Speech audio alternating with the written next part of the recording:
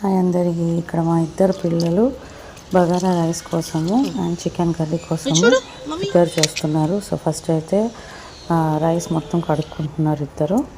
తర్వాత ఆనియన్, పుదీనా, కొత్తిమీర అన్నీ తీసుకోవాలి.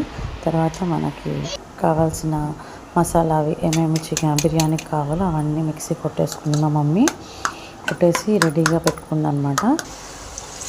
తర్వాత ఆనియన్స్ మంచి ఆయిల్లో ఫ్రై చేయాలి, రెడ్డిష్ కలర్ వచ్చేంత వరకు. తర్వాత మిర్చి కట్ చేసుకొని, తర్వాత చికెన్ కూడా నేను మ్యారినేట్ చేసి పెట్టేశాను. ఇదేమో టమాటా ప్యూరీ.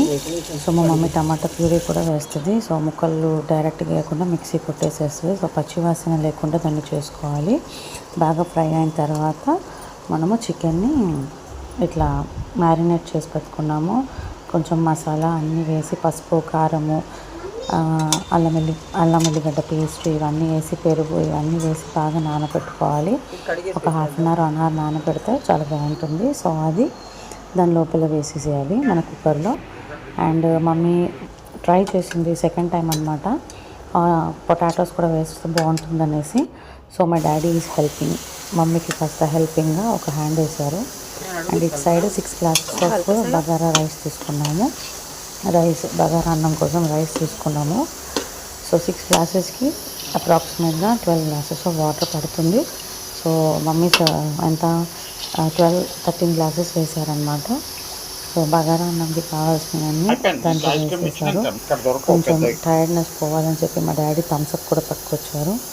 సో ఇవన్నీ వేసిన తర్వాత బగారా అన్నంలోకి మమ్మీ కాస్త లెమన్ స్క్వీజ్ చేసింది, ఎందుకంటే కొంచెం పుల్లకి బాగుంటుంది అనేసి. సో ఒక దాని మీద రైస్ అవుతుంది, ఒక దాని మీదేమో మనకి చికెన్ కర్రీ అవుతుంది. సో చూసారు కదా, మా డాడీ హెల్ప్ చేసేసి వెళ్ళిపోయారు. ఆఫ్టర్ ఒక 15-20 మినిట్స్ రైస్ అట్లా అయింది. మంచిగా పొడిగా చాలా బాగా వచ్చింది. సో ఐ కెన్ స్మెల్ అనమాట. మంచిగా బగారా రైస్ స్మెల్. ఒక సైడ్ ఏమో విజిల్ కొడుతున్న చికెన్. సో చికెన్ కర్రీ కూడా అయిపోయింది. పొటాటో చికెన్ కర్రీ, ఆలు చికెన్ కర్రీ ఈజ్ రెడీ. చూస్తుందని